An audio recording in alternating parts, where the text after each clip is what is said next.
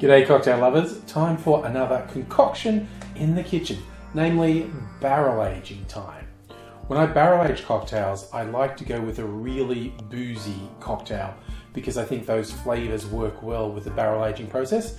So I consulted my various cocktail books and zeroed in on a very boozy one called the 4 in Hand. It's from the Death & Co cocktail book. This is essentially a complicated old fashioned. It's called the 4 in Hand because the base is split by 4 components. If you were making a single serve of this, you'd go with 3/4 of an ounce of an overproof whiskey, 3/4 of an ounce of a higher proof apple brandy. They recommend 100 proof bottled in bond. And then you'd also have 1/4 of an ounce of an overproof Jamaican rum. Smith & Cross is the one they recommend, and 1/4 ounce of some green Chartreuse. And then as a sweetener, they have 1 teaspoon of a cinnamon syrup and 1 teaspoon of a vanilla syrup. Because I'm making more than a litre of this, I get to play and do a little bit of blending. So for the whiskey component, I actually split it with 2 Australian whiskies.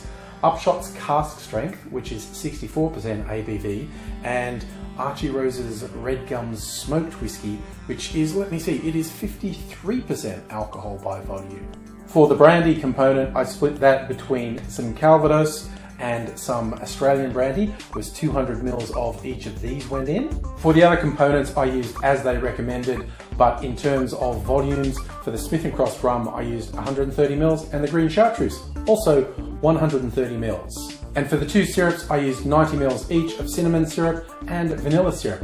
And that was everything that went in the barrel, and it stayed there for 3 weeks. I kept a little that didn't go in the barrel so I could do a direct taste comparison, and this is the non-aged and this is the aged one. Initially, one difference I noticed is the one came out of the barrel looks a bit cloudier, but on the nose,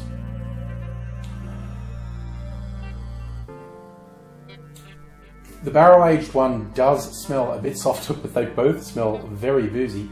Taste-wise, this one that I didn't age in a barrel, that is a really good cocktail. It's really boozy. Compare it to the barrel-aged one. This is yet another one where the barrel-aged one is a notable improvement. I like it unaged, but barrel-aged, it's brought the smokiness of the Archie Rose whiskey forward, and it's brought forward the sweetness as well, which surprised me. It's done the usual things barrel aging does, in that it's rounded and smoothed the flavours, made them a bit richer, but the bringing forward the sweetness is a little bit of a surprise to me. Yet again, a win for the barrel, and yet again, I'm back on my double fisting bullshit, so hopefully I'll see you again soon. But bye for now. Cheers.